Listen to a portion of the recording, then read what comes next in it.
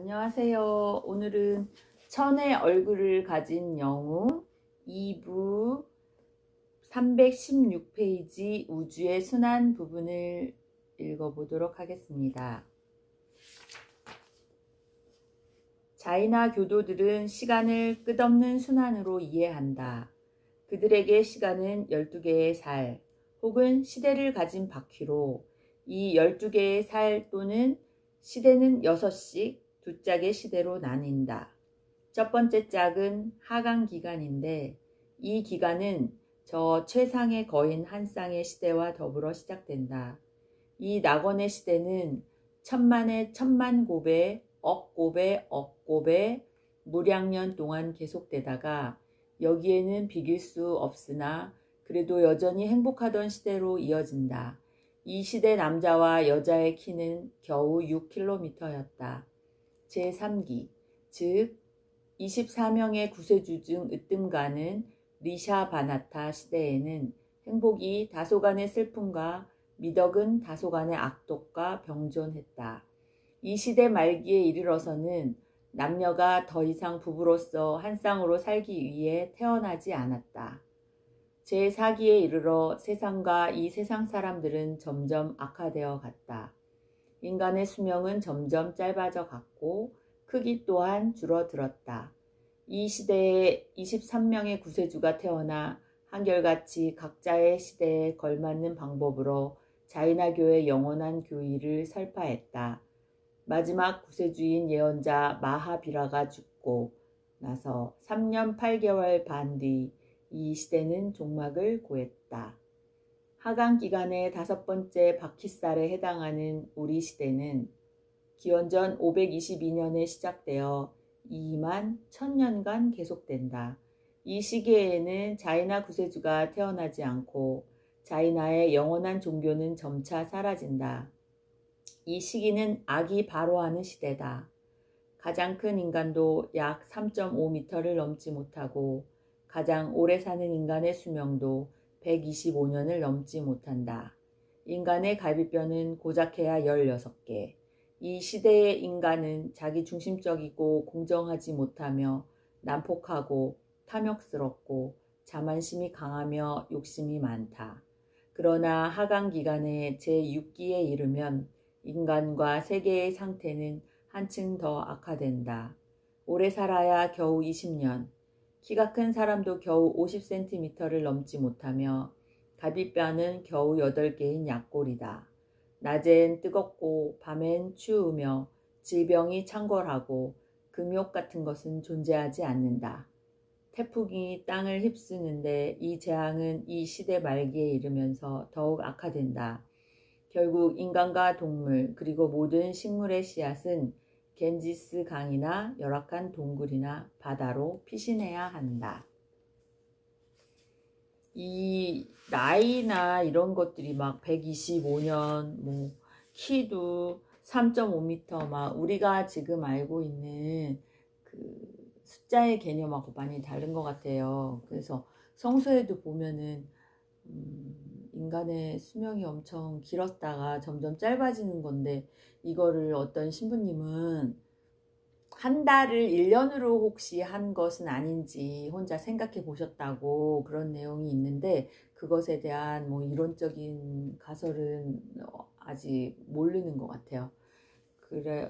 그렇지만 점점 지금의 시대로 뭔가 변화한 것이 있기는 있는 것 같은데 제가 이 책을 읽으면서 너무 궁금해가지고 그 성서나 이런 것들에 관심을 많이 갖게 되는 것 같아요. 그래서 이걸 명쾌하게 설명해 준 것이 있는 것이 있으면 저한테 알려주셨으면 좋겠고요. 다음 읽을게요. 하강 기간이 끝나고 상승 기간이 시작되면 태양과 재앙은 극에 이른다. 이래 동안 비가 내리는데 이때 7가지의 각각 다른 비가 쏟아진다. 이리하여 흙은 다시 생기를 얻고 씨앗은 움트기 시작한다. 동굴에서 척박하고 매서운 땅에 살았던 초라한 난쟁이들이 나타난다. 점차 인간의 도덕과 건강과 아름다움과 크기에 긍정적인 변화가 온다. 이런 인간들이 오늘날 우리가 아는 세계를 살게 되는 것이다.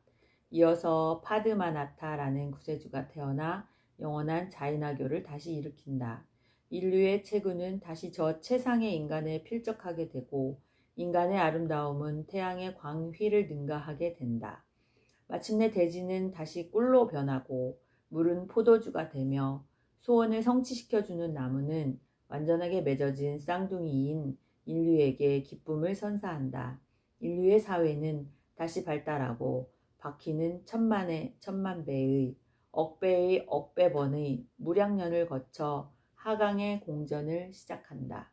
여기에서 영원한 종교의 소멸이 다시 시작되고 불건전한 유희와 전쟁의 소요가 늘어가며 역병의 바람이 휘몰아치기 시작한다.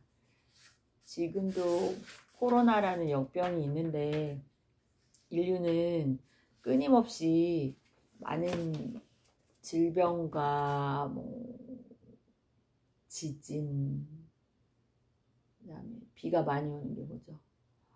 폭우와 이런 많은 자연 재난들과 함께 끝없이 변혁하면서 발전한 것 같아요.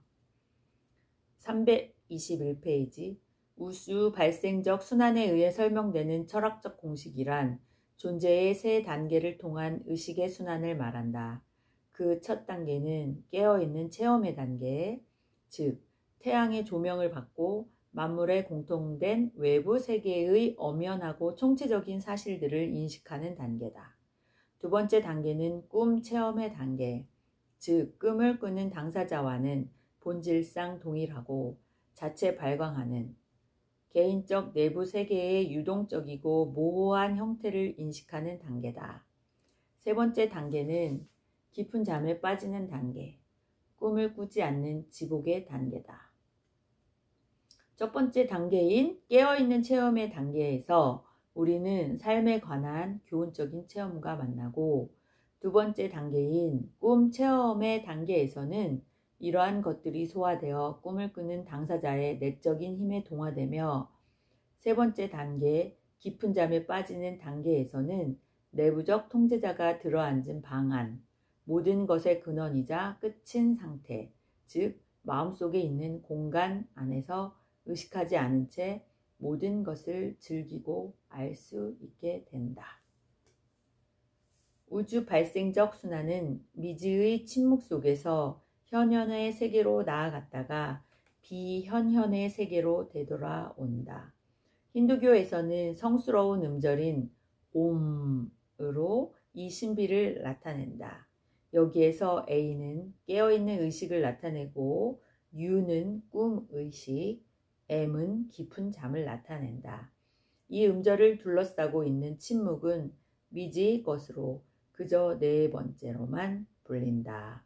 이 음절 자체는 창조자이며 수호자이며 파괴자인 신을 뜻하나 침묵은 순환의 개방 및 폐쇄와 아무 상관이 없는 영원한 신이다.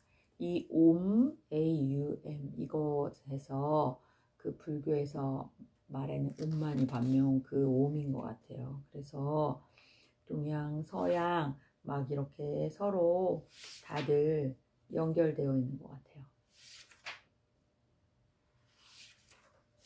그리고 세 번째 챕터는 허공에서 공간. 네 번째 챕터는 공간의 내부에서 생명.